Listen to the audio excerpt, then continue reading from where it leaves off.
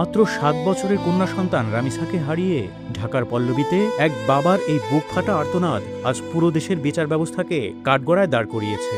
যে দেশে ধর্ষক ও খুনিরা স্বীকারোক্তি দেওয়ার পরও বছরের পর বছর জেলে বসে আরামে দিন কাটায়, সেখানে আসিয়া কিংবা রামিসার পর পরবর্তী শিকার কে? আমাদের সন্তানরা কি আসলেই নিরাপদ?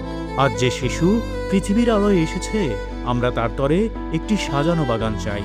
রেনেসার এই বিখ্যাত গানের লাইনটি শুনলে বুকটা কেঁপে ওঠে, কারণ আজ আমাদের এই প্রিয় মাতৃভূমি শিশুদের জন্য কোনো সাজানো বাগান নয়, বরং এক একটি কসাইখানায় পরিণত হয়েছে।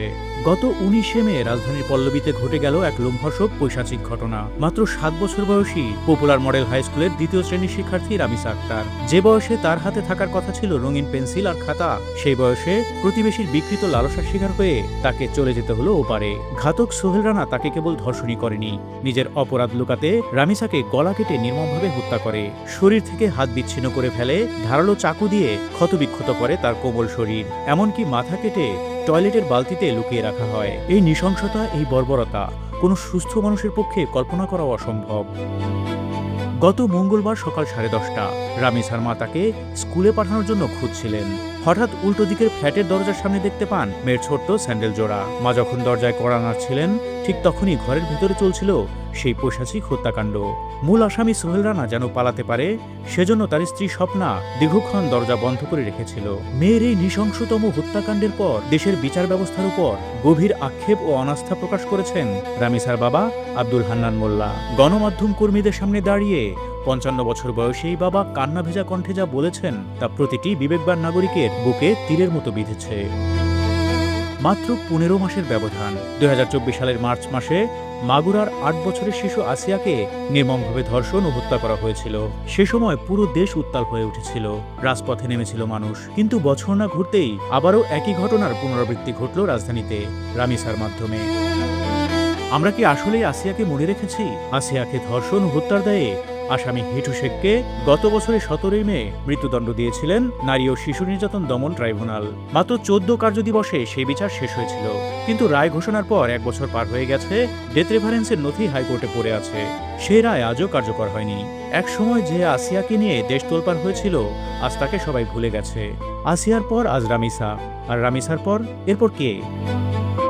আমাদের দেশে একটা কথা খুব প্রচলিত, justice delayed is justice denied, অর্থাৎ যে বিচারের দীর্ঘ সময় পার হয়ে যায় তা আসলে কোনো বিচারই নয়। পুলিশের প্রতিবেদন বলছে, গত বছর দেশে ধর্ষণের ঘটনা বেড়েছে 27%, কিন্তু বিচার পেয়েছেন কতজন?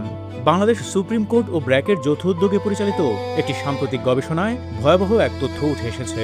দেশের নারী ও শিশু নির্যাতনের মামলায় সাজার হার মাত্র 3%। ভাবা যায় বাকি 97% মামলার কি হয়? প্রায় 70% মামলায় আসামিরা খালাস পেয়ে যাচ্ছে। আইনে বলা আছে 180 কার্যদিবসের মধ্যে এই সমস্ত মামলা নিষ্পত্তি করতে হবে, কিন্তু বাস্তবে একটি মামলা শেষ হতে গড়ে সময় লাগছে 3 বছর 7 মাস। প্রতিটি মামলায় গড়ে 22 বার শুনানির তারিখ পড়ে। এই দীর্ঘসূত্রতাই কি অপরাধীদের আরো সাহসী করে তুলছে না? শুধু আদালতের দীর্ঘসূত্রতাই নয়, আমাদের চারপাশের পুরো ব্যবস্থাটাই যেন পচে গেছে।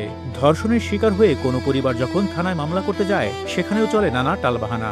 অনেক সময় টাকার খেলা চলে, মামলা না করার জন্য চাপ দেওয়া হয়।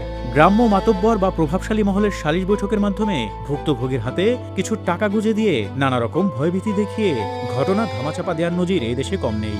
অনেক সময় দেখা যায় আসামি জামিনে বের হয়ে এসে উল্টো মামলার বাদীকে জীবননাশের হুমকি দিচ্ছে।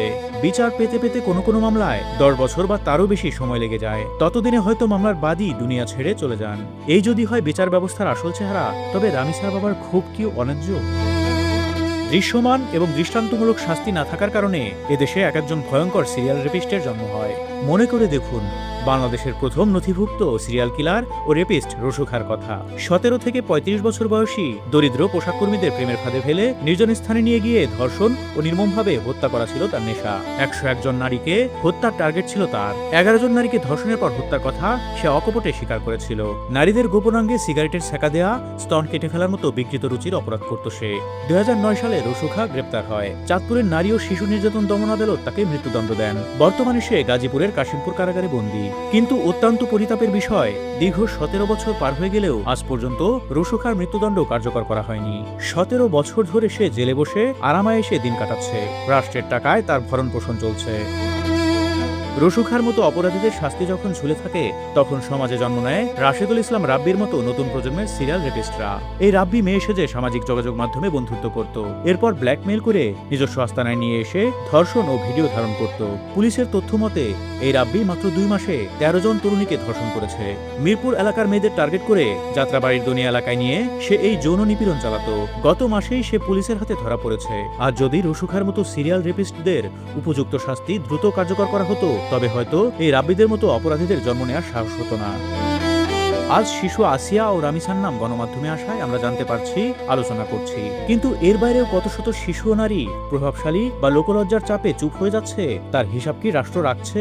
বিচারহীনতার এই সংস্কৃতি যদি দিনের পর দিন চলতে থাকে, তবে আজ আসিয়া, কাল রামিসা, আর পরশু হয়তো আপনার বা আমার নিজের কোনো আদরের সন্তান, বোন কিংবা আত্মীয়ের নাম এই তালিকাভুক্ত হবে।